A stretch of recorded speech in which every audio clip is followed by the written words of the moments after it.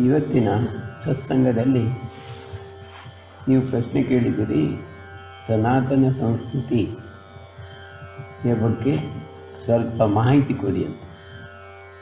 ಸನಾತನ ಸಂಸ್ಕೃತಿ ಎಂದರೇನು? ಪ್ರಕೃತಿಯೊಂದಿಗೆ ಒಂದಾಗಿ ಬದುಕುವುದೇ ಸನಾತನ ಸಂಸ್ಕೃತಿ. ಪ್ರಕೃತಿಯನ್ನು ನೋಡಿ, ಸೂರ್ಯ ಹೇಗಿದ್ದಾನೆ, ಒಂದು ದಿನ ಕೂಡ ಅವನ ಉದಯ ಅಸ್ತಮಾನ ಆಗಲಿ, ಅವನ ಚಲನೆ ಆಗಲಿ ವ್ಯತ್ಯಾಸ ಕಂಡುಬರುವುದಿಲ್ಲ. ಅವನು ಹೇಗೆ ಹೋಗಬೇಕಂತಿದ್ದ 1,00,000 ವರ್ಷದ ಹಿಂದೆ, ಹಾಗೆ ಇವತ್ತು ಇದ್ದಾನೆ. ಒಂದು ದಿನ ಆಗಲಿ, ಒಂದು ಕ್ಷಣವಾಗಲಿ ಅವನಲ್ಲಿ ಬದಲಾವಣೆ ಬರುವುದಿಲ್ಲ. ಸೂರ್ಯಗ್ರಹಣ, ಚಂದ್ರಗ್ರಹಣ ಇದ್ದಾಗಲೂ ಅವನಲ್ಲಿ ವ್ಯತ್ಯಾಸ ನಾವು ಮಾತ್ರ ಕಾಣುವುದು, ಆದರೆ ಅವನಲ್ಲಿ ಯಾವ ವ್ಯತ್ಯಾಸವೂ ಇರುವುದಿಲ್ಲ, ಹೊರಗಿಂದ ವ್ಯತ್ಯಾಸ ಕಾಣಬಹುದು. ಅದೇ ರೀತಿ ಚಂದ್ರನು ಕೂಡ, ಎಲ್ಲ ಗ್ರಹಗಳು ಕೂಡ ಯಾವ ಬದಲಾವಣೆ ಇಲ್ಲದೆ ತಮ್ಮ ಕೆಲಸವನ್ನು ತಾವು ಮಾಡ್ತಾ ಇರ್ತದೆ. ಸೂರ್ಯನ ಅಷ್ಟು ಬೆಳಕನ್ನು ಕೊಟ್ಟರೂ ತಾನು ಕೊಟ್ಟಿದ್ದೇನೆಂದು ಯಾರಿಗೂ ಡಂಗುರ ಸಾಧಿಸಿ ಹೇಳುವುದಿಲ್ಲ. ಚಂದ್ರನು ಮನೋಕಾರಕ, ಬಹಳ ಮನಸ್ಸಿಗೆ ಆಹ್ಲಾದತೆಯನ್ನು ಕೊಡ್ತಾನೆ, ಹಾಗೆ ಕೊಟ್ಟರೂ ಕೂಡ ಅವನೇನು ಹೇಳುತ್ತಿಲ್ಲ. ಅಷ್ಟು ಶಕ್ತಿಯುತನಾದರೂ ಕೂಡ ಏನು ಶಕ್ತಿ ಇಲ್ಲದ ಹಾಗೆ ಸೂರ್ಯ ನಮಗೆ ನಿರಂತರವಾಗಿ ಕೊಡ್ತಾ ಇದ್ದಾನೆ. ಬೆಳಕನ್ನು ಕೊಡ್ತಾನೆ, ಶಕ್ತಿಯನ್ನು ಕೊಡ್ತಾನೆ, ಜೀವವನ್ನು ಕೊಡ್ತಾನೆ, ಎಲ್ಲವನ್ನು ಕೊಡ್ತಾನೆ. ಸೂರ್ಯನೆಂದರೆ ಪ್ರಕೃತಿಯಲ್ಲಿ ಕಣ್ಣಿಗೆ ಕಾಣುವ ದೇವರು ಅಂತ ಹೇಳ್ಬೋದು. ಯಾಕೆ? ಅವನಿದ್ದರೆ ಮಾತ್ರ ನಾವು ಬದುಕ್ಬೋದು. ಅವನಿಲ್ಲ ಅಂತಾದರೆ ಒಂದು ಕ್ಷಣದಲ್ಲಿ ನಾವೆಲ್ಲರೂ ದೇಹವನ್ನು ಬಿಡಬೇಕಾಗ್ತದೆ. ಸೂರ್ಯನು 2 ದಿವಸ ಉದಯಿಸಲಿಲ್ಲ ಅಂದರೆ ಇಡೀ ಭೂಮಿ ಐಸಾಗಿ ಹೋಗ್ತದೆ, ಎಲ್ಲರೂ ಸತ್ತು ಹೋಗ್ತಾರೆ. ಸೂರ್ಯನ ಮೇಲೆ ನಾವು ಪರಿಪೂರ್ಣವಾಗಿ ನಂಬಿ ಮುಂದೆ ಹೋಗಬೇಕೇ ಆಗ್ತದೆ, ಇಲ್ಲದಿದ್ದರೆ ಜೀವನ ನಡೆಸಲು ಸಾಧ್ಯವಿಲ್ಲ. ಆ ಸೂರ್ಯನ ರೀತಿಯಲ್ಲೇ ಬದುಕಲಿಕ್ಕೆ ನಾವು ಕಲಿಬೇಕು. ಅದೇ ಶಿಸ್ತಿನ ಬದುಕು, ಅದೇ ಯೋಗ. ನಾವೆಲ್ಲವನ್ನು ಪ್ರಕೃತಿಯಿಂದ ಪಡೆದು ಅಭ್ಯಸಿಸುವುದೇ ಯೋಗ. ಅದು ಸನಾತನ ಸಂಸ್ಕೃತಿಯ ಒಂದು ಅಂಗ.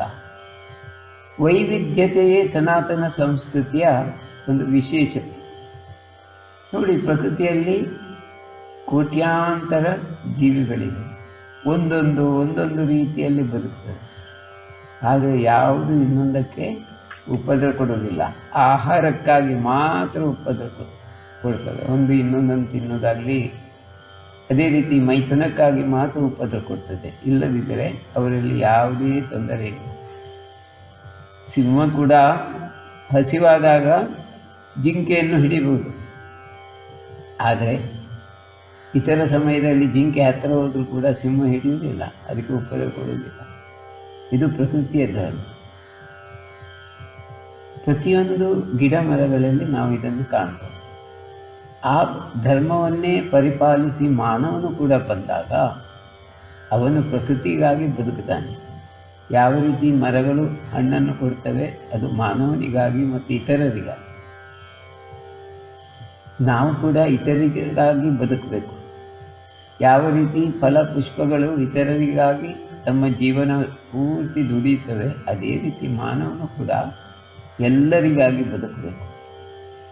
ಎಲ್ಲರೂ ಸಮಾನ, ಆದರೂ ಎಲ್ಲರಲ್ಲಿ ವೈವಿಧ್ಯತೆ ಇದೆ. ಎಲ್ಲರ ರೂಪ ವಿವಿಧತೆಯಿಂದ ಕೂಡಿದೆ. ಮನುಷ್ಯರಲ್ಲಿ ಒಬ್ಬರಾಗಿ ಒಬ್ಬರಿಲ್ಲ, ಪ್ರತಿಯೊಬ್ಬ ಭಿನ್ನ. ಆದರೆ ಪ್ರತಿಯೊಬ್ಬರ ಬದುಕು ಇನ್ನೊಬ್ಬರಿಗಾಗಿ, ಪ್ರಕೃತಿಗಾಗಿ, ಇನ್ನೊಂದು ಜೀವರಾಶಿಗಾಗಿ ಇರಬೇಕು. ಇಟ್ಟಲ್ಲಿ ಮಾತ್ರ ಅದು ಪವಿತ್ರ ಜೀವನವಾಗ್ತದೆ. ನಮ್ಮ ಜೀವನವು ಅದೇ ರೀತಿ ಮುಂದೆ ಹೋಗುವಾಗ ಆ ಜೀವನ ಕ್ರಮವನ್ನೇ ಸನಾತನ ಧರ್ಮ ಅಂತ ಹೇಳ್ಬೋದು. ಸನಾತನ ಧರ್ಮ ಅಂದರೆ ಯಾವ ಧರ್ಮ ಪ್ರಕೃತಿ ಪಾಲಿಸ್ತದೋ ಆ ಧರ್ಮ. ಮಾನವನು ಕೂಡ ಅದನ್ನೇ ಪಾಲಿಸಿದರೆ ಯಾವುದೇ ಯುದ್ಧಗಳಿರುವುದಿಲ್ಲ, ಯಾವುದೇ ಕ್ಲೇಶ ದ್ವೇಷಗಳು ಬರುವುದಿಲ್ಲ. ಆಗೊಮ್ಮೆ ಈಗೊಮ್ಮೆ ಅಂತಹ ತೊಂದರೆಗಳು ಬರಬಹುದು, ಅದು ಅಲ್ಲಿಂದಲ್ಲಿಗೆ ನಿವಾರಿಸಿಕೊಂಡು ಹೋಗಲಿಕ್ಕೆ ಸಾಧ್ಯ. ಸನಾತನ ಧರ್ಮವನ್ನು ನಾವು ಮರೆತಾಗ ಎಲ್ಲವೂ ನಮ್ಮಿಂದ ದೂರ ಹೋಗುವ ಸಾಧ್ಯತೆ ಇದೆ. ಸನಾತನ ಧರ್ಮದಲ್ಲಿ ಅತ್ಯಂತ ಮುಖ್ಯವಾದ ಅಂಶ ನಾವು ನೋಡುವುದಂದರೆ ಹೆಣ್ಣಿಗೆ ಪ್ರಾಶಸ್ತ್ಯವನ್ನು ಕೊಟ್ಟು. ಸನಾತನ ಸಂಸ್ಕೃತಿಯಲ್ಲಿ ಹೆಣ್ಣು ಅತ್ಯಂತ ಪವಿತ್ರ ಮತ್ತು ಮುಖ್ಯ. ಇದನ್ನು ನಾವು ನಮ್ಮ ಪುರಾಣಗಳಲ್ಲಿ ನೋಡ್ತೇವೆ. ರಾಮಾಯಣ ಆಗಲಿ, ಮಹಾಭಾರತ ಆಗಲಿ, ಭಾಗವತ ಆಗಲಿ, ಎಲ್ಲಿ ನೋಡಿದರೂ ನಮಗೆ ಹೆಣ್ಣಿನ ಪ್ರಾಮುಖ್ಯತೆ ಕಂಡುಬರ್ತದೆ. ಸೀತೆ ಇಲ್ಲದಿದ್ದರೆ ರಾಮಾಯಣ ಇರ್ತಿರಲಿಲ್ಲ, ದ್ರೌಪದಿ ಇಲ್ಲದಿದ್ದರೆ ಮಹಾಭಾರತ ನಡೆಯುತ್ತಿರಲಿಲ್ಲ. ಅಂದರೆ ಹೆಣ್ಣಿಗೆ ಪ್ರಾಶಸ್ತ್ಯ ಜಾಸ್ತಿ ಎಂಬುದನ್ನು ಹಿಂದಿನ ಕಾಲದಿಂದಲೂ ತೋರಿಸಿ ಬಂದಿದ್ದಾರೆ. ಅಂಥ ಒಂದು ವಿಶೇಷತೆ ನಮ್ಮ ದೇಶದಲ್ಲಿ ಕೆಲವು ದಶಕಗಳ ಹಿಂದೆ ನಡೆದಿದೆ. ಆ ಉದಾಹರಣೆ ನಮ್ಮ ಚರಿತ್ರೆಯಲ್ಲಿ ಕೂಡ ಇದೆ, ನಿಮಗೆ ಗೊತ್ತಿರ್ಬೋದು. ಅದನ್ನು ಆ ಒಂದು ಸನ್ನಿವೇಶವನ್ನು ನಿಮಗೆ ನಾನು ಹೇಳಲಿಕ್ಕೆ ಬಯಸ್ತೇನೆ. ಅದು ಸುಮಾರು 2070 ವರ್ಷಗಳ ಹಿಂದೆ. ಈಗ 2020, ಈಗ ಅದಕ್ಕೆ 50 ವರ್ಷ ಕೂಡಿಸಿದೆ, 2070 ವರ್ಷ ಆಗ್ತದೆ. 2070 ವರ್ಷಗಳ ಹಿಂದೆ ನಡೆದ ಒಂದು ಘಟನೆ. ಒಬ್ಬ ಬಲಿಷ್ಠ ರಾಜ ನಮ್ಮ ದೇಶದ ಮೇಲೆ ದಂಡೆತ್ತಿ ಬರ್ತಾನೆ. ದಂಡೆತ್ತಿ ಬಂದಾಗ ಖೈಬರ್ ಪಾಸ್ನಿಂದ ಒಳಗೆ ಪಂಜಾಬಿನಿಂದಲೇ ನಮ್ಮ ದೇಶಕ್ಕೆ ಬರಲಿಕ್ಕೆ ಸಾಧ್ಯತೆ ಇತ್ತು ಹಿಂದಿನ ಕಾಲದಲ್ಲಿ, ಬೇರೆ ದಾರಿ ಇದ್ದಿಲ್ಲ. ಅವನು ತನ್ನ ಸೈನ್ಯವನ್ನು, ಸಾವಿರಾರು ಸೈನಿಕರನ್ನು ಹೇಳಿಕೊಂಡು ಪಂಜಾಬಿನ ಮೇಲೆ ದಾಳಿ ಮಾಡ್ತಾನೆ. ಘೋರವಾದ ಯುದ್ಧ ನಡೀತದೆ. ಆ ಯುದ್ಧದಲ್ಲಿ ಪಂಜಾಬಿನ ರಾಜನಾದ ಪೋರಸನು ತನ್ನ ಕೈಯನ್ನು ಕಳಕೊಂಡು ಆನೆಯಿಂದ ಕೆಳಗೆ ಬೀಳ್ತಾನೆ. ಬಿದ್ದಾಗ ಜೇಕಾರ ಹೊಡೆದು ವಿರೋಧಿ ಸೇನೆಯು ಮುಂದೆ ಬರಲಿಕ್ಕೆ ಬರ್ತದೆ. ಆ ವಿರೋಧ ಸೇನೆಯ ರಾಜನಾದ ಚಕ್ರವರ್ತಿಯಾದ ಅಲೆಕ್ಸಾಂಡರ್ನು ಜಯಕಾರ ಮಾಡಿ ಮುಂದೆ ಬರುವಾಗ ಪೋರಸನ ಉಪಪತ್ನಿ ಕಲ್ಯಾಣಿ ಎಂಬವಳು ಖಡ್ಗ ಹಿಡಿದು ಅಲೆಕ್ಸಾಂಡರ್ನಿಗೆ ಎದುರು ಬರ್ತಾಳೆ. ಪೋರಸನಿಗೆ ಯುದ್ಧದಲ್ಲಿ ಸಂಪೂರ್ಣವಾಗಿ ಸಹಾಯ ಮಾಡಿದವಳು ಕಲ್ಯಾಣಿ. ಪೋರಸನು ಕೈಯನ್ನು ಕಳಕೊಂಡು ಕೆಳಗೆ ಉರುಳಿದಾಗ ಅವಳಿಗೆ ಅಗಾಧವಾದ ನೋವುಂಟಾಗ್ತದೆ. ಅತೀವವಾದ ನೋವಿನಿಂದ ಅವಳು ಆ ಪೋರಸನ ಖಡ್ಗವನ್ನು ಹಿಡಿದು ರೋಷದಿಂದ ಅಲೆಕ್ಸಾಂಡರ್ನ ಕಡೆಗೆ ಓಡಿ ಬರ್ತಾಳೆ. ಬಂದು ಹೇಳ್ತಾಳೆ, ಯುದ್ಧ ಮುಗಿದಿಲ್ಲ, ಜಯಕಾರ ಹೊಡಿಬೇಡ, ಯುದ್ಧ ಮುನ್ನಡೀತದೆ, ನನ್ನನ್ನು ಎದುರಿಸು ಎಂದು ಕುದುರೆ ಮೇಲೆ ಹತ್ತಿ ಅವಳು ಓಡಿ ಬರುವಾಗ ಅಲೆಕ್ಸಾಂಡರ್ನಿಗೆ ಆಶ್ಚರ್ಯ ಆಗ್ತದೆ. ಉರುಳಿ ಬಿದ್ದ ಪೋರಸ್ ಹೇಳ್ತಾನೆ, ಬೇಡ, ನೀನು ಯುದ್ಧಕ್ಕೆ ಹೋಗಬೇಡ, ನಾನು ಸತ್ತರೆ ಪರವಾಗಿಲ್ಲ, ನೀನು ಸಾಯಬಾರ್ದು, ಮುಂದೆ ಈ ರಾಜ್ಯದ ವಿಷಯ ನಿನ್ನ ಮನಸ್ಸಿನಲ್ಲಿರಬೇಕು, ಆದ್ದರಿಂದ ನೀನು ಯುದ್ಧಕ್ಕೆ ಹೋಗಬೇಡ ಅಂತ. ಅವಳು ಕೇಳುವುದಿಲ್ಲ. ಹೋಗಿ ಅಲೆಕ್ಸಾಂಡರ್ನ ಎದುರಿಗೆ ಕತ್ತಿ ಹಿಡಿದು ನಿಲ್ತಾಳೆ. ಬಾ, ನನ್ನೊಂದಿಗೆ ಯುದ್ಧ ಮಾಡು, ಅಥವಾ ನಾನು ಸಾಯಬೇಕು ಅಥವಾ ನೀನು ಸಾಯಬೇಕು, ಇಬ್ಬರಲ್ಲಿ ಒಬ್ಬರು ಸಾಯುವುದು ಖಂಡಿತ. ನನಗೆ ಸಾಯುವುದೇ ಒಳ್ಳೆಯದಂತಿದೆ, ಯುದ್ಧ ಮಾಡು, ಆದರೆ ನಿನ್ನನ್ನು ಸುಲಭದಲ್ಲಿ ಬಿಡೇನು, ನಿನ್ನನ್ನು ಖಂಡಿತವಾಗಿ ತುಂಡರಿಸ್ತೇನೆ ಅಂತ ಅವಳು ಒಂದು ರೀತಿಯ ರೋಷದಿಂದ ಹೇಳ್ತಾಳೆ. ಕಲ್ಯಾಣಿ ಅತ್ಯಂತ ಸೌಂದರ್ಯಯುಕ್ತವಾದ ಒಂದು ಹೆಣ್ಣು. ಬಹುಶಃ ಆ ಕಾಲದಲ್ಲಿ ಕಲ್ಯಾಣಿಯಷ್ಟು ಸುಂದರ ಕನ್ಯೆ ಯಾರು ನೋಡಿರಲಿಕ್ಕಿಲ್ಲ ಅಂತ ಒಂದು ಸನ್ನಿವೇಶದ ಪ್ರಕಾರ ನಮಗೆ ತಿಳಿತಾ ಇದೆ. ಅಲೆಕ್ಸಾಂಡರ್ನಿಗೆ ಕಲ್ಯಾಣಿಯನ್ನು ನೋಡಿ ಬಹಳ ಆಶ್ಚರ್ಯವಾಗ್ತದೆ. ನನ್ನ ಜೀವನದಲ್ಲಿ ಯಾವ ಹೆಣ್ಣನ್ನು ನಾನು ಎದುರಿಸಲಿಲ್ಲ, ನಿನ್ನನ್ನು ಕೂಡ ಎದುರಿಸುವಂತಹ ಇಚ್ಛೆ ನನಗಿಲ್ಲ, ಹೆಣ್ಣಿನೊಂದಿಗೆ ನಾನು ಯುದ್ಧ ಮಾಡುವುದಿಲ್ಲ, ಯುದ್ಧ ಹೆಣ್ಣಿನೊಂದಿಗೆ ಮಾಡುವುದು ಸಮಂಜಸವಲ್ಲ, ನನ್ನಂಥ ಜಗತ್ತಿನ ಅತ್ಯಂತ ವೀರನಾದ ಒಬ್ಬ ಚಕ್ರವರ್ತಿಗೆ ಅದು ಸೂಕ್ತ ಎನಿಸುವುದಿಲ್ಲ, ಶೋಭೆ ಎನಿಸುವುದಿಲ್ಲ. ಅದರಿಂದ ನಾನು ನಿನ್ನ ಹತ್ರ ಯುದ್ಧ ಮಾಡುವುದಿಲ್ಲ. ನಿನ್ನ ನೆವ ಎಲ್ಲ ಬೇಡ, ಈಗ ಯುದ್ಧಕ್ಕೆ ಬಾ. ನಿನಗೆ ಧೈರ್ಯ ಇದ್ದರೆ ನನ್ನನ್ನು ಎದುರಿಸು ಅಂತ ಹೇಳುವಾಗ ಪೌರಸ್ ಹೇಳ್ತಾನೆ, ನೀನು ನನ್ನ ಮಡದಿ ಆಗಲಿಕ್ಕೆ ನನ್ನ ಇಚ್ಛೆ ಬರ್ತಾ ಇದೆ. ನಿನ್ನನ್ನು ನಾನು ನನ್ನ ಊರಿಗೆ ಕರ್ಕೊಂಡು ಹೋಗ್ತೇನೆ, ನನ್ನೊಂದಿಗೆ ಬಾ, ಪಟ್ಟದ ರಾಣಿಯನ್ನಾಗಿ ಮಾಡ್ತೇನೆ. ಆಗ ಕಲ್ಯಾಣಿ ಗೈ ನಕ್ಕು ಹೇಳ್ತಾಳೆ, ನನಗೆ ಯಾವ ರಾಣಿಯ ಪದವಿ ಬೇಡ, ನಿನ್ನ ಚಕ್ರವರ್ತಿಯ ಸಾಮ್ರಾಜ್ಯವು ಬೇಡ, ನನಗೆ ಬೇಕಾದದ್ದು ನಿನ್ನ ರಕ್ತ ಮಾತ್ರ. ಅಥವಾ ನೀನು ಸಾಯಬೇಕಲ್ಲ, ನಾನು ಸಾಯಬೇಕು, ನಾನು ಕತ್ತಿ ಹಿಡಿದು ನಿನ್ನನ್ನು ಸೆರೆ ಬಡಿಯುವುದು ಖಂಡಿತ ಅಂತ ಹೇಳ್ತಾರೆ. ಆಗ ಪೌರಸ್ಸಿಗೆ ಆಶ್ಚರ್ಯ ಆಗ್ತದೆ, ಇಂಥ ಒಂದು ಹೆಣ್ಣನ್ನು ನಾನು ಈ ತನಕ ನೋಡಿಲ್ಲ, ಯುದ್ಧ ಮಾಡುವ ಹೆಣ್ಣನ್ನೇ ನೋಡಲಿಲ್ಲ. ಅದರಲ್ಲಿಯೂ ನನ್ನಂಥ ರೋಷಾವೇಶದಿಂದ ಹೋರಾಡುವಂಥ ಅಲೆಕ್ಸಾಂಡರ್ನಿಗೆ ಖಡ್ಗವನ್ನೆತ್ತಿ ಹಿಡಿದು ಎದುರು ಬಂದಂಥ ಮಹಿಳೆಯನ್ನು ನೋಡಿ ಆಶ್ಚರ್ಯವಾಯಿತು. ಕಲ್ಯಾಣಿ ಎಂದು ಆಕೆಯ ಹೆಸರು. ಆಕೆ ಪೌರಸನ ಉಪಪತ್ನಿ.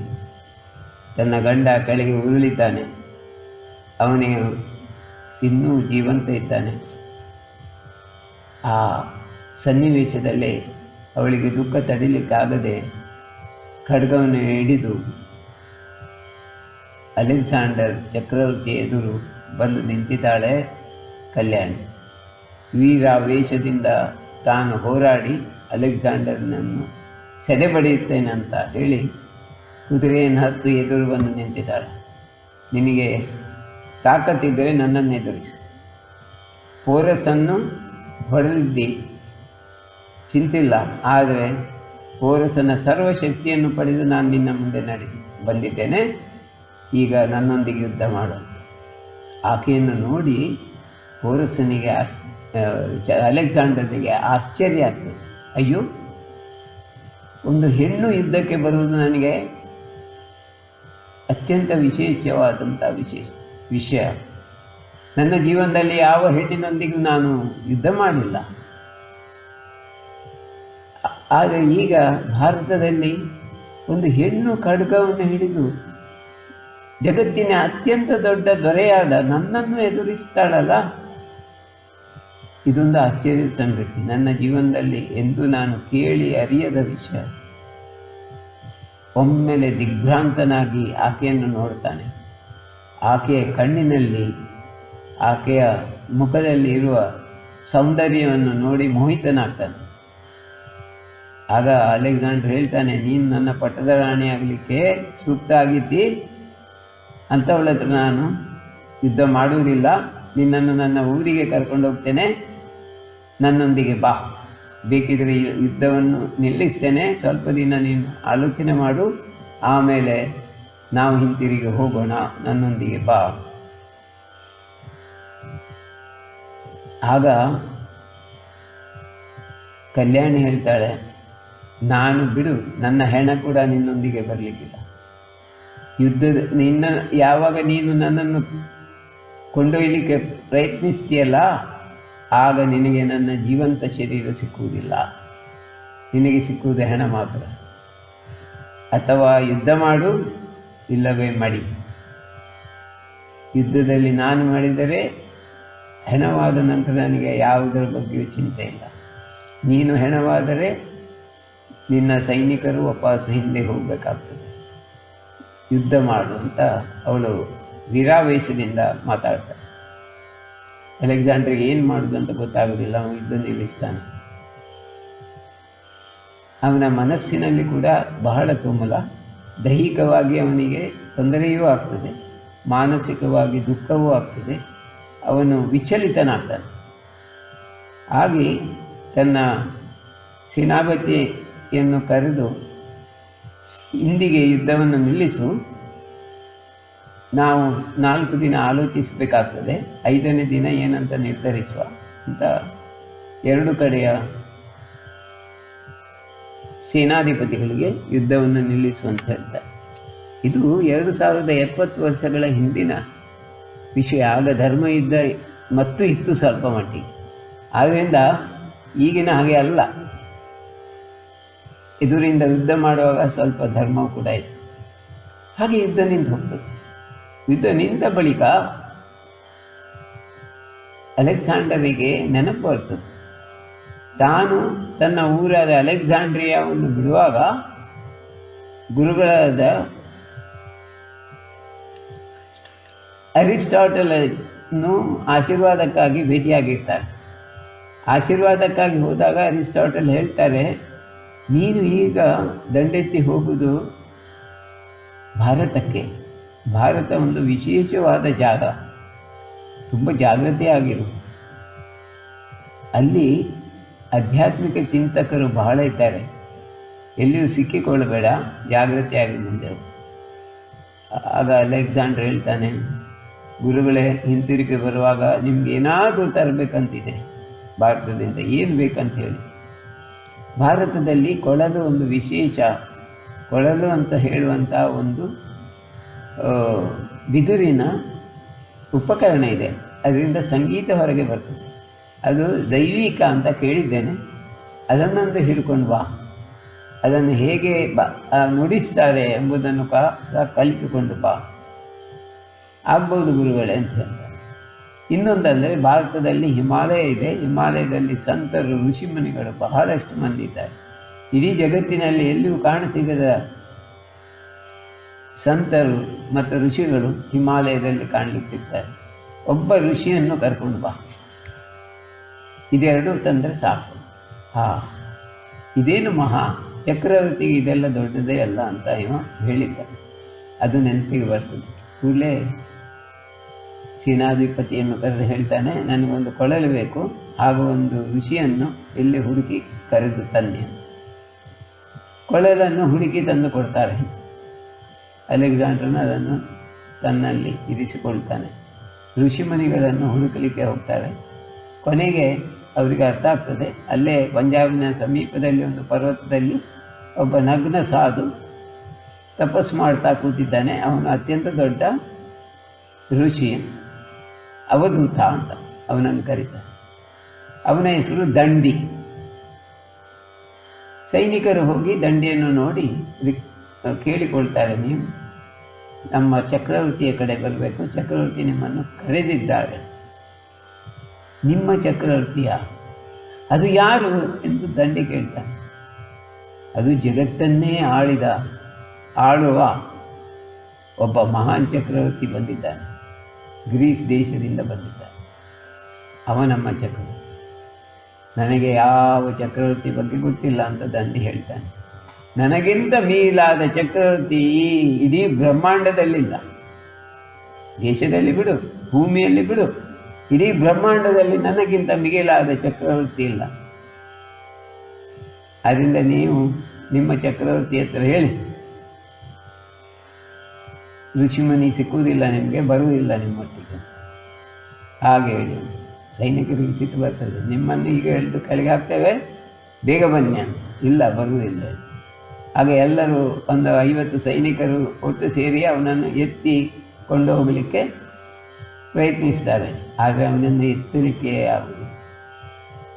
ಅವರಿಗೆ ಆಶ್ಚರ್ಯ ಆಗ್ತದೆ, ಒಬ್ಬ ಮನುಷ್ಯನನ್ನು ನಾವು 50 ಜನರು ಸೇರಿದ್ದು ಎತ್ತಲಿಕ್ಕೆ ಆಗುವುದಿಲ್ಲ ಅಂದರೆ ಅವನಲ್ಲಿ ಏನೋ ಒಂದು ವಿಶೇಷತೆ ಇರಬೇಕಲ್ಲ, ಇದೇನು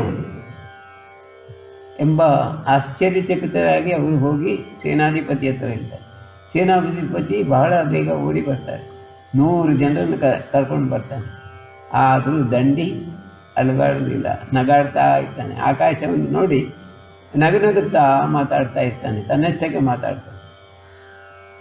ಇದನ್ನು ನೋಡಿ ಸೇನಾಪತಿ ಗ್ರಹಿಸ್ತಾನೆ, ಇವ ಹುಚ್ಚನಿರಬೇಕು. ಈ ಹುಚ್ಚನನ್ನು ಯಾಕೆ ಕರ್ಕೊಂಡು ಹೋಗ್ತಾರೆ ನಮ್ಮ ಚಕ್ರವರ್ತಿಗಳು ಎಂಬುದಾಗಿ ಮನಸ್ಸಿನಲ್ಲಿ ಅನಿಸುತ್ತದೆ ಅವನಿಗೆ. ಆದರೂ ಹೇಳಿದ್ದಾರೆ ಕರ್ಕೊಂಡು ಹೋಗ್ತೇನೆ ಅಂತ. ಅವನನ್ನು ಕರೆದಾಗ ಬರುವುದಿಲ್ಲ ಅಂತ ಹಗ್ಗ ಕಟ್ಟಿ ಅವನನ್ನು ಬಡಿಗೆ ಮೇಲೆ ಮಲಗಿಸ್ತಾರೆ. ಕಟ್ಟಿಗೆಯನ್ನು ಅದಕ್ಕೆ ಹಗ್ಗವನ್ನು ಕಟ್ಟಿ ಕಟ್ಟಿಗೆಯನ್ನು ಎತ್ತುವಾಗ ಎತ್ತಲಿಕ್ಕೆ ಆಗುವುದಿಲ್ಲ. 100 ಜನ ಸೈನಿಕರಿಗೆ ಒಬ್ಬ ಮನುಷ್ಯನ ಋಷಿಮುನಿಯನ್ನು ಎತ್ತಲಿಕ್ಕೆ ಆಗುವುದಿಲ್ಲ. ಆಗ ಎಲ್ಲರಿಗೂ ಆಶ್ಚರ್ಯ ಆಗ್ತದೆ, ಸೇನಾಧಿಪತಿಗೆ ಆಶ್ಚರ್ಯ ಆಗ್ತದೆ. ಅವನು ಸರೆಂಡರ್ ಆಗ್ತಾನೆ. ದಂಡಿ ಹೋಗಿ ರಾಜನ ಹತ್ರ ಹೇಳ್ತಾನೆ, ಅಲ್ಲಿ ಒಬ್ಬ ಋಷಿಮುನಿ ಇದ್ದಾನೆ, ಅವನನ್ನು ಎತ್ತಲಿಕ್ಕೆ ನಮ್ಮ ಇಡೀ ಸೇನೆಗೆ ಆಗುವುದಿಲ್ಲ, ಅವನನ್ನು ಎಂತ ಮಾಡಿದ್ದು ತರಲಿಕ್ಕೆ ಆಗುವುದಿಲ್ಲ, ಅದರಿಂದ ನೀವೇ ಬರಬೇಕು. ಆಶ್ಚರ್ಯಚಕಿತನಾದ ಅಲೆಕ್ಸಾಂಡರ್ ಬೇಗನೆ ಹೋಗಿ ಅವನನ್ನು ಕಾಣ್ತಾನೆ. ಅವನನ್ನು ನೋಡುವಾಗ ಅಲೆಕ್ಸಾಂಡರ್ನಿಗೆ ಆಶ್ಚರ್ಯವಾಗ್ತದೆ. ದಂಡಿ ತನ್ನ ಕಣ್ಣುಗಳನ್ನು ಅಲೆಕ್ಸಾಂಡರ್ ಕಣ್ಣುಗಳೊಟ್ಟಿಗೆ ಸಂಧಿಯಾಗುವ ಹಾಗೆ ಒಂದು ವಿಶೇಷ ಪ್ರೇಮದಿಂದ ಅಲೆಯನ್ನು ಕೊಡ್ತಾನೆ. ಆಗ ಅಲ್ಲಿಗೆ ಅಲೆಕ್ಸಾಂಡ್ರನ ದೀಕ್ಷೆ ಆದಾಗ ಇರ್ತದೆ. ಅಲೆಕ್ಸಾಂಡರ್ ಎಲ್ಲವನ್ನು ಮರೆತು ಬಿಡ್ತಾನೆ, ಆನಂದದಿಂದ ಹೋಗಿ ದಂಡಿಯ ಕಾಲ ಮೇಲೆ ಬೀಳ್ತಾನೆ, ಅಳ್ತಾನೆ. ಆಗ ದಂಡಿ ಹೇಳ್ತಾನೆ, ವತ್ಸ, ಮಾನವನಿಗೆ ಆಸೆ ಇರುವುದು ಸೂಕ್ತ. ನೀನು ಚಕ್ರವರ್ತಿ ಆದ ನಂತರ ರಾಜ್ಯ ವಿಸ್ತಾರ ಮಾಡಲಿಕ್ಕೆ ಇಲ್ಲಿಗೆ ಬಂದಿದ್ದೆ. ನೀನು ಇಡೀ ಬ್ರಹ್ಮಾಂಡದ ರಾಜ್ಯವನ್ನು ಕೊಂಡೋಗ್ತಿಲ್ಲ.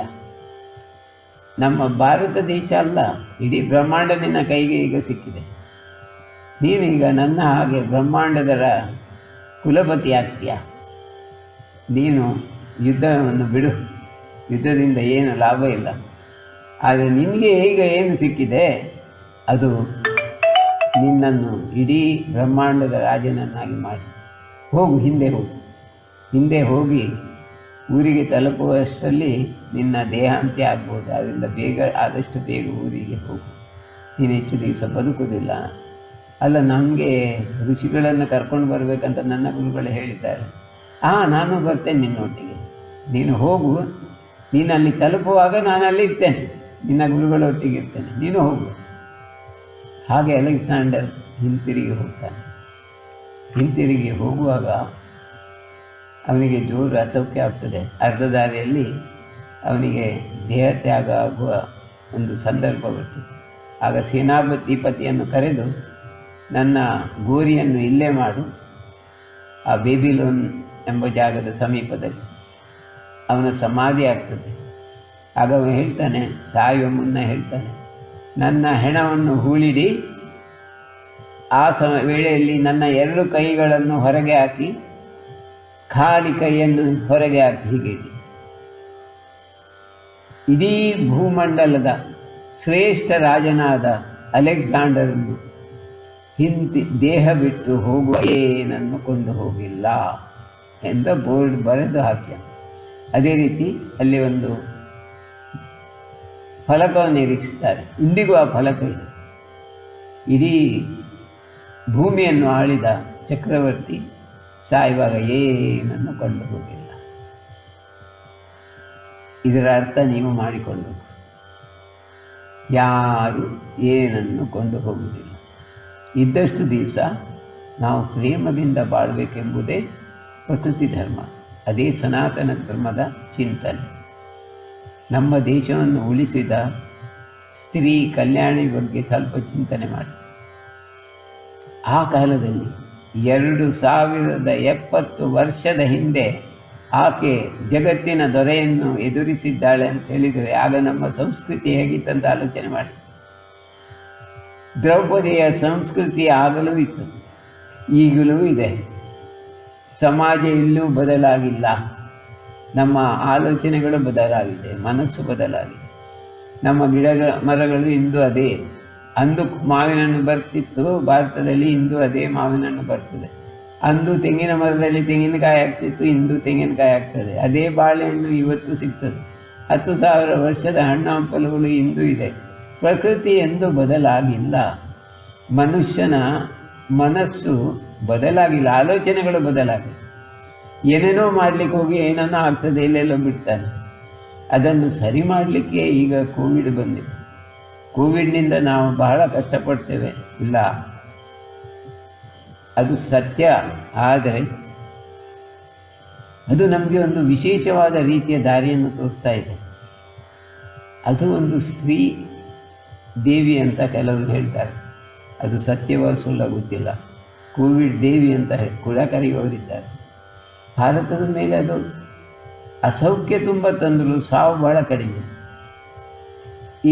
ಇದರ ಗುಟ್ಟು ಯಾರಿಗೂ ಅರ್ಥ ಆಗಲಿಲ್ಲ. ತುಂಬ ಜನ ಸಾಯ್ತಾರೆ. ಸಾಯುವವರೆಲ್ಲ 60 ವರ್ಷಕ್ಕಿಂತ ಮೇಲ್ಪಟ್ಟವರು. ಸಣ್ಣ ಪ್ರಾಯದವರು ಸಾಯುವುದು ಬಹಳ ಕಡಿಮೆ. ಕೋವಿಡ್ನಿಂದ ಎಲ್ಲರೂ ವರ್ಕಿಂಗ್ ಫ್ರಮ್ ಹೋಮ್ ಅಂತ ಮಾಡ್ತಾ ಇದ್ದಾರೆ. ಆನ್ಲೈನ್ ಕ್ಲಾಸಸ್ ನಡೀತದೆ, ಈ ಭಾಷಣ ಕೂಡ ಆನ್ಲೈನಲ್ಲಿ ನಡೀತದೆ. ಇದೆಲ್ಲ ಒಳ್ಳೆಯದಕ್ಕೆ ಆಗ್ತಾ ಇದೆ. ಏನಾಗ್ತದೆ? ಒಳ್ಳೆಯದಕ್ಕೆ ಆಗ್ತದೆ. ಆದರೆ ಈ ಕಥೆಯಿಂದ ನಾವು ಕಲಿಯುವುದೇನೆಂದರೆ, ಸ್ತ್ರೀ ಇದ್ದಲ್ಲಿ ಎಲ್ಲವೂ ಇದೆ. ಓರ್ವ ಉತ್ತಮ ಸ್ತ್ರೀ ಒಂದು ಗ್ರಹವನ್ನು ನಡೆಸ್ತಾ ಗೃಹಿಣಿಯಾಗಿ ಬಾಳ್ತಾಳೆ. ಆ ಗ್ರಹ ನಿಜವಾಗಿ ದೈವಿಕವಾಗಿರ್ತದೆ, ದೇವಾಲಯದಂತಿರ್ತದೆ, ಸ್ವರ್ಗದಂತಿರ್ತದೆ. ಗೃಹಿಣಿ ಗೃಹ ಮುಚ್ಚತೆ. ಗೃಹಿಣಿ ಇದ್ದಲ್ಲಿ ಮಾತ್ರ ಒಂದು ಮನೆ ಅಂತ ಅನ್ನಿಸಿಕೊಳ್ತದೆ. ಗಂಡಸು ಮಾತ್ರ ಇದ್ದಲ್ಲಿ ಅವನು ಗ್ರಹಣ, ಡೇಂಜರ್.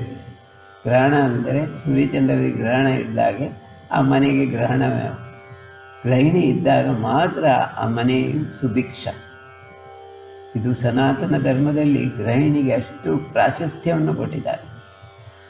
ಗೃಹಿಣಿ ಒಂದು ಸಮಾಜ, ಗೃಹಸ್ಥ ಒಂದು ವ್ಯಕ್ತಿ. ಗೃಹಸ್ಥನಿಂದ ಏನಾಗುವುದಿಲ್ಲ, ಆದರೆ ಗೃಹಿಣಿಯಿಂದ ಎಲ್ಲವೂ ಆಗ್ತದೆ. ತಾಯಿ ಮೊದಲ ದೇವರು. ತಾಯಿ ಅಂದರೆ ಮಕ್ಕಳಿಗೆ ಅತ್ಯಂತ ಪ್ರೀತಿ.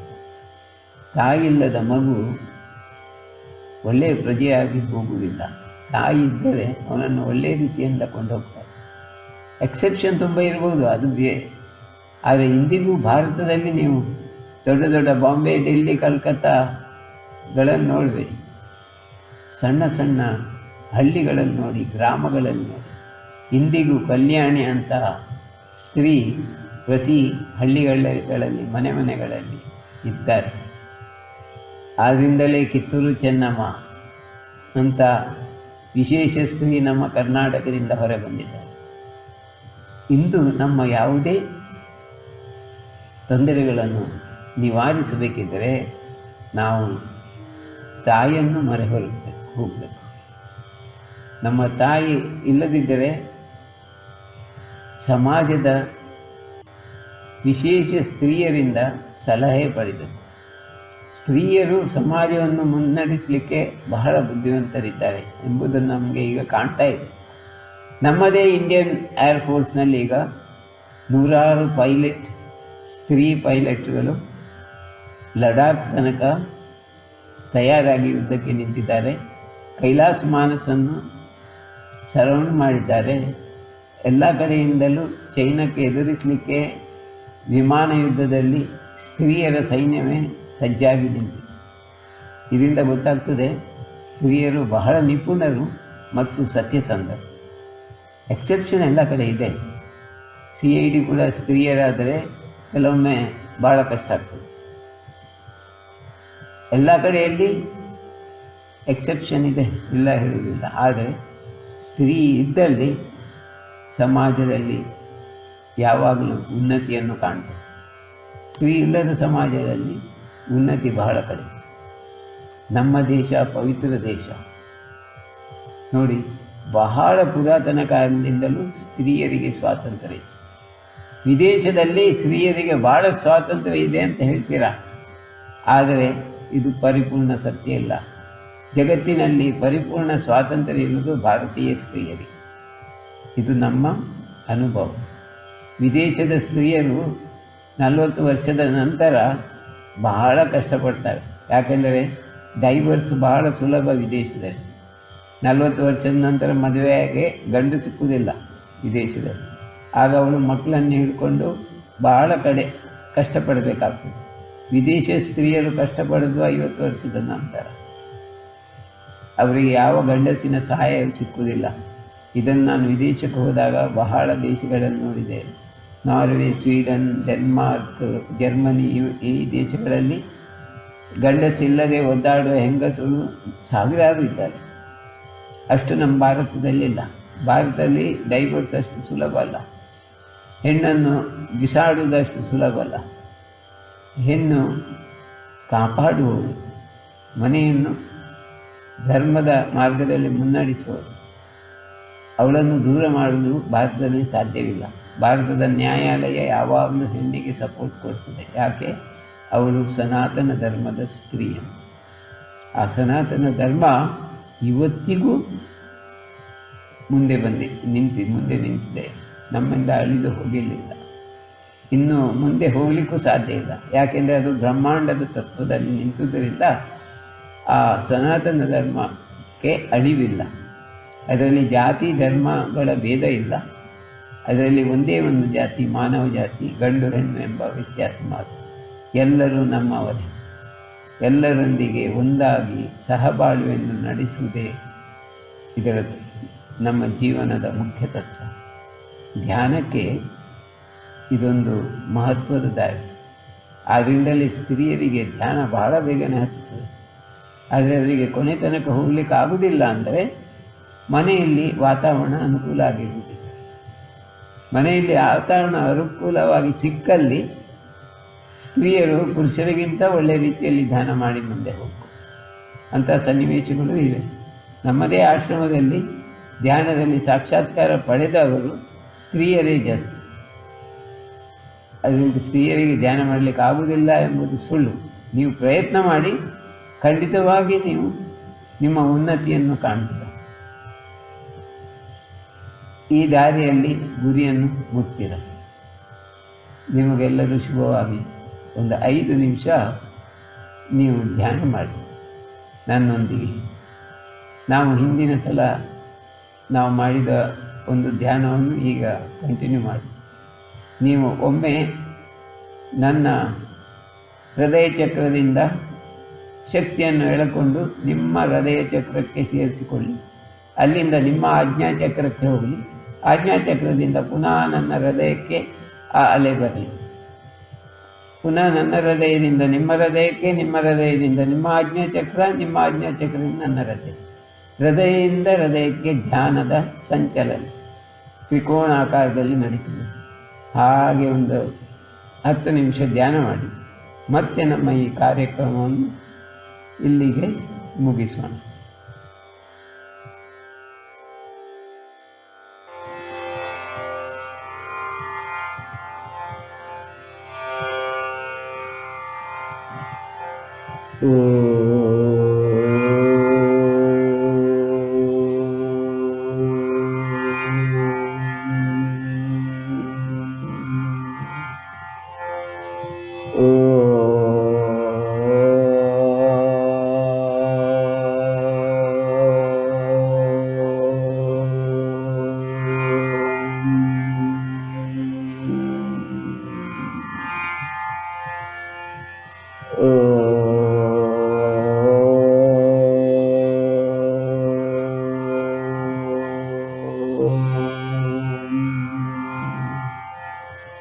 ओंकारं बिंदु संयुक्तं नित्यं ध्यायन्ति योगिनः कामदं मोक्षदं चैव ओंकाराय नमो नमः। ओम शांति शांति शांति। हरि ओम तत्सत्। Salutation to all. You have asked me the questions regarding Sanatana Dharma. Sanatana Dharma is an universal way of living, universal brotherhood. It is not a dharma of a sect or a particular religion. There is no religion for Sanatana Dharma. It is the religion of the entire universe. So we can say it is universal religion, universal brotherhood. Take for example the sun, the moon, the stars, all are in silence. All are in meditation. All the 24 hours, no. Till they live, they are in silence and doing their duties very, very sincerely. See all the plants around us. They may give fruits or flowers or different yields time to time. Mangoes are given every year during a particular season, and it will be continued. Mango tree won't take its own fruit, but it is for the sake of others. Similarly, coconut tree plant will give coconut only, and it will give forever till it lives. And it is for the sake of others. Cow may give milk for the sake of others, but man gives nothing. Man has got highest intelligence to protect all these creatures on this earth. To protect all these creatures, he should love. Then only he can protect. Love, motherly love when given, all others are children. They are being protected. But today, man doesn't know what is motherly love. He tries to kill everything, everyone, and eat. This is not Sanatana Dharma. Sanatana Dharma is love for one and all. The love for one and all comes only in the heart of female, in the heart of mother. Mother loves the child because she is bearing the children and she knows what is children, what is a child, and she knows how to love. And it is inborn character of a lady to love others. Man is only an individual, whereas a lady is a society. She has got wider knowledge and wider willpower to control anything and everything. You may not agree with me, but it is the truth.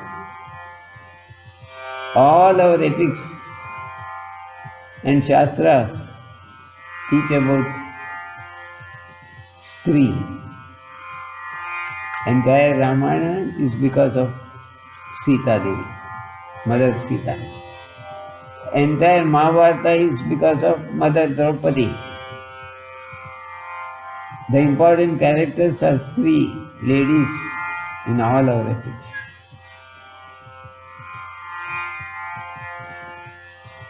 I can give you a recent example how a lady protected the Sanatana Dharma of our country. Otherwise today our entire picture would have been changed. But a lady protected it. Her name is Kalyani from Punjab. It was 2070 years back. The greatest emperor of Asia entered Punjab, Alexander the Great, to take wealth from India and take the India to join India along with his empire.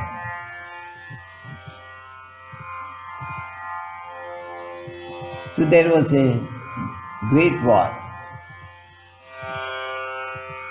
in Punjab between the king of Punjab, Porus, and King Alexander. It was very ferocious. A lot of people died. And Porus lost his hand. One hand was cut off. Then his wife came to rescue him, but she could not. Then she took the sword of Porus and on a horseback went to Alexander, faced Alexander, asked him to fight with her. She wanted to have a fierce battle with him and lose her life or take his life. And it was a fearful circumstance. Alexander the Great was very much astonished to see a lady facing him with a sword. The lady was very, very beautiful, young and smart, good looking. He was wonderstruck by the situation. He says, "You are a lady. You can't face me, the emperor of this earth." Then Kalyani laughs at him and says, "I don't mind whether you are an emperor or a slave. I don't care. Take your sword, let us fight. Let us see who is great. I will finish you, what may come. If I can't finish, I will die. But I will not spare you. Come on, let us fight." She gave threw a challenge to Alexander. Alexander was very much astonished and went back. He was perplexed at that situation. What to do now? How to fight with the lady? Then he started adoring her, telling, "You are so beautiful. You are fit to become Queen of Alexandria. I will take you along with me. Don't come for the fight." She says, "No. You will take my dead body alone. In India, Indian woman will have only one husband, one male. She will never think of another husband. Porus is my husband, and he is on the deathbed. You cannot take me along with you as wife. You can take only my dead body. The moment you touch me with a different purpose, you will have my dead body in your hand. I will not allow you to touch till I am living." So conversation was going on, and Alexander thinks it is better to stop the war. And he stops the war and announces on both the sides that we are going to stop the war for next 4 days. So everybody goes back and war virtually stopped. Alexander took rest. He sends an invitation to Kalyani to meet him. She refuses. She says, "Invitation is only for fight, war, with the sword, and not any conversation." So Alexander again thinks what to do now. He remembers the word of his Guru at the time of leaving Alexandria. He requested his Guru what to bring from India on his return. Then Aristotle, his Guru, told him to bring a sannyasi or a rishi along with a flute. So he directs his commander to bring a flute and a rishi. Somehow he could find it easy to bring a flute. He got a flute. Then he wanders to find a good hermit in Punjab. On the top of a hill, he found one naked sadhu was meditating. Soldiers were sent there. They were unable to catch him because they tried to bring him, but he could not be moved. By 10 soldiers could not lift him. Then the entire army goes there. They tie him with a rope and try to pull with an elephant. Even elephant could not pull him. He was just like a Mount Everest. Then they were wonderstruck. Then Alexander himself comes there. He sees Dundee laughing, looking at the sky, and he questions Alexander, "Who is the biggest king? Your entire army is under my foot. You are defeated. You are my slave. You are not an emperor. Who told you are emperor? Oh slave, what do you want?" Then Alexander was wonderstruck.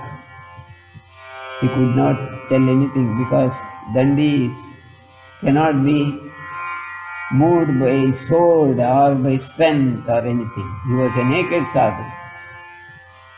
Dundee told him, "Even your sword won't work with me. You cannot cut me with your sword. Try, if necessary, take your sword." Then Alexander threw the sword down, went near to him. The moment he looked at Dundee's eyes were full of light, which penetrated Alexander's eyes. And Alexander was totally in a different state of ecstasy. He embraced Dundee. Dundee embraced Alexander. Then Dundee called him, "Oh my child, you are so good. You go back. Stop the war. Don't continue. I will meet you when you go to your Guru. I will be there. You need not take me. I myself will come there. Go. Don't delay. As early as possible you go." With Ashirwad, Alexander goes back. On his way back, he was very much sick. He was about to die. Then he called his commander-in-chief and told him, if I die within few days, you create the graveyard in a particular place where you keep my dead body and a board also. In that board, you write down my picture and show my both hands. And write below, the greatest emperor who ruled this earth, Alexander the Great, left his body without anything. He took nothing from this earth. This is true for all of us. We came here for a particular purpose. What is that purpose? To love one another. Loving everyone is helping the creation. To help the creation, man is given all the strength and love from Creator. We are forgetting this, we are spoiling the nature. So, Alexander gave a very big blessing. In other words, India changed the outlook of the greatest emperor, Alexander. He came to win over India, but he became a commander of the universe instead of a commander of the war. He entered the universal peace. He got what is spirituality within seconds from Dundee. The spiritual lesson to the entire earth was given by Indian rishis. That is Himalayan tradition. Our ashram also belongs to Himalayan tradition. Himalayan tradition is nothing but love all. It is not meant for fighting. It is not meant for hating. It is meant for loving. Love one and all. Kalyani, who stopped Alexander, is an example for the entire motherhood. How great Kalyani is even to this day. She is the greatest woman remembered by the history of our country.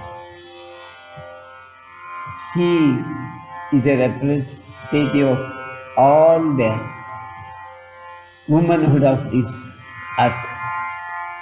How a lady can stand a man to build up the society, the family, the nation, and this earth. Without lady, our success is not 100% perfect. There will be some lacking. So importance is very much given to ladies in Sanatana Dharma. What Dandi taught Alexander is the real spirituality of Sanatana Dharma. So let us remember that Sanatana Dharma Samskriti culture cannot be removed by sword. It will remain in this universe, not only this earth, entire universe, forever. So India is the only country which follows the Sanatana Samskriti. So we are happy, we are still in that spiritual path of Sanatana Samskriti. And meditation is the root cause for Sanatana Samskriti. Meditation is not only earth, entire universe, I said. Let us now meditate for 10 minutes, connecting our heart to heart chakra. From my heart, you breathe in to your heart, then take it to Ajna chakra, and again from my bring to my heart. Again from heart you drop. Like that, let it continue just like a triangle. Let us meditate for 10 minutes. Close your eyes. Hear the music. Continue the meditation.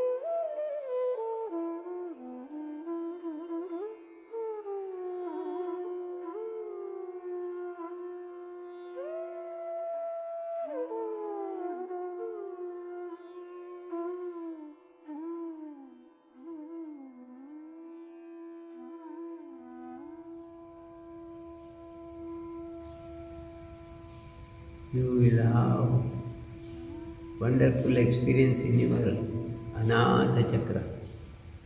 There may be many colors or no colors, bright light or no bright light, only darkness. Whatever you experience, enjoy it, but there is ecstasy. Now my energy is inside you. You will have ecstasy. Enjoy the happiness and ecstasy inside your heart chakra, Anahata. Now you try to write mentally Om, Om, Om, Om Shanti, Om Shanti, Om Shanti. Rub your hands, keep it in our eyes. Om Shanti, Shanti. Inside eyes also you will have wonderful life. God bless you. We have done a small meditation as beginners, but effect of meditation is very wide. You will enjoy it in the days to come. You can keep this CD at home and practice also if you want. Next time, while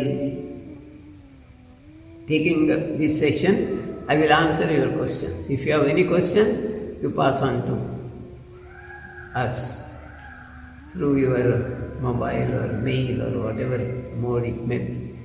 I will try to answer some of them. Thank you very much for attending this session. All of you are blessed souls. That's why you have come. That is my wish. Thank you, Divine. Thank you, Divine. Thank you, Divine. Blessings to all of you from Himalayan Masters. Thank you.